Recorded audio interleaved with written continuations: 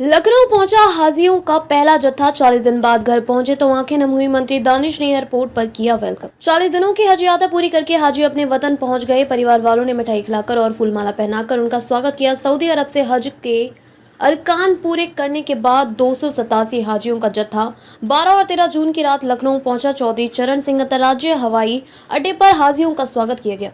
वतन वापसी आते ही हाजी अपने परिजनों को देखकर गले लगा लिया। परिवार वालों से मिलकर हाजियों की आंखों से आंसू बहने लगे। हाजियों को लेकर 12 और 13 जून की देर रात फ्लाइट एयरपोर्ट पहुंची। राज्य हज कमेटी के अध्यक्ष एवं अल्पसंख्यक कल्याण राज्य मंत्री दानिश आजाद अंसारी तमाम सदस्यों के साथ मौजूद थे। दानिश आजाद ने हज कमेटी के सचिव एसपी तिवारी और अन्य कर्मचारियों के साथ मिलकर हाजियों को फूल देकर उनका स्वागत किया। हज अध्यक्ष ने हाजियों से बातचीत करते हुए हज के दौरान मिलने वाली सुविधाओं के बारे में जानकारी हासिल की। मंत्री दानिश आजाद ने कहा कि हज का पाक सफर मुकम्मल करके हमारे हाजी वापस लौटे। पहली फ्लाइट में आने वाले तमाम हाजियों का स्वागत करने के लिए हम लोग मौजूद रहे। हाजियों से बात करने के बाद हम लोगों को भी यह संतुष्टि हुई कि सभी हाजी हज कमेटी की तमाम सुविधाओं से खुश थे। यह हमारे सरकार और हज कमेटी के लिए सफलता है कि सफर पूरी तरीके से कामयाब रहा। हाजियों ने हज के दौरान मुल्क की तरक्की के लिए दुआ किया। इसके लिए हम उनका शुक्रिया अदा करते हैं।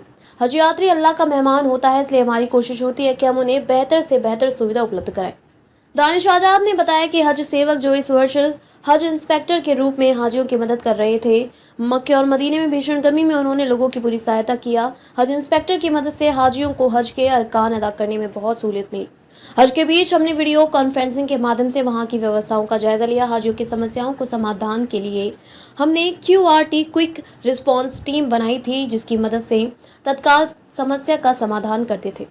हज यात्रा से लौटे मोहम्मद अहमद ने कहा था कि यह बहुत खुशी की बात है कि हज पूरा करके अपने वतन वापस लौट आए हैं। उन्होंने कहा कि मक्के के अंदर अपने वतन हिंदुस्तान की तरक्की और अमन शांति के लिए दुआ मांगी। साथ ही उन्होंने कहा कि हाजियों की संख्या बहुत ज़्यादा होती है, इसलिए थोड़ी बहुत समस्या हो जाती है।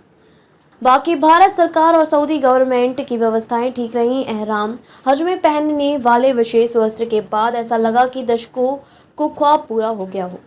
हज यात्रा से वापस लौटे मोहम्मद अन्नीस ने कहा कि जब पहली बार काबा पर नजर पड़ी तो दुनिया भूल गई। 40 दिन में आसानी के साथ सब अरकान अदा हो गए।